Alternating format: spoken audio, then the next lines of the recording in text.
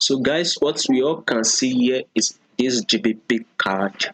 Now to actually better understand this analysis where and how to place this trade for the day, we would start the analysis from the weekly time frame. So now this is the weekly time frame we are now. If you are to zoom it out, we all can see that this price has kind of dropping to a certain level which I have highlighted, which is this low. We saw it to this low, it's dropped. We saw it actually drop up to all this low level before it actually went up right on this GBP card.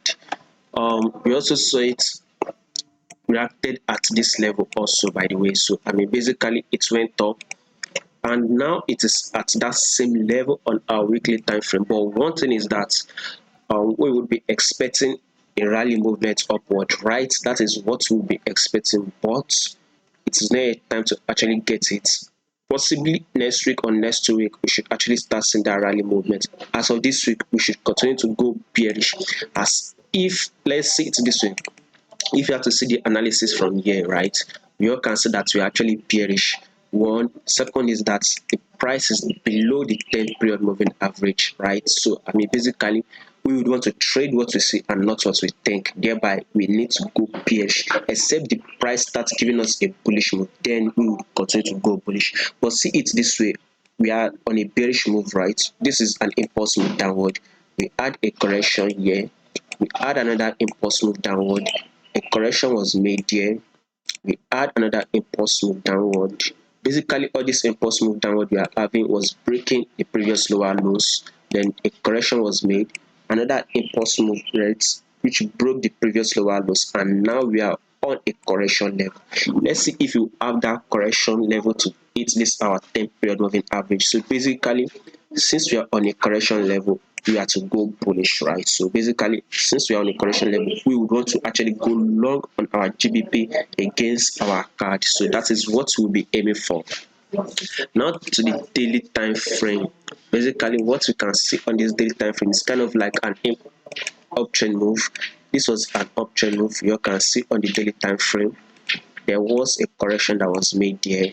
We add another impulse move. Basically this impulse move recent actually broke above the previous highs here. If you have to watch it well, then a correction was made, right? So we are on an impulse move again. Exactly the reason why we actually opened and closed bullish today, and the price is now on a bullish level today. So basically, to actually place this trade, we would want to go bullish on our GBP against our card. So daily time frame also says we should go bullish, right? Now downward to the 4-hour time frame to actually place this trade. You all can see, let's zoom it out properly on this 4-hour time frame to place the trade. For our time frame to actually place the trade, we will see it this way.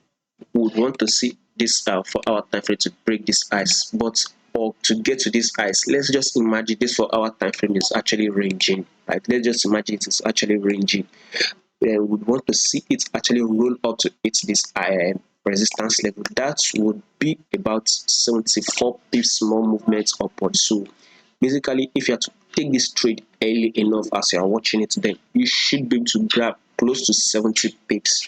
Then if in case it is ranging, we might see a drop to downside. If not, we might continue to go bullish on this GBP card. So above all, GBP card, let's go bullish and grab at least 70 plus pips for the day.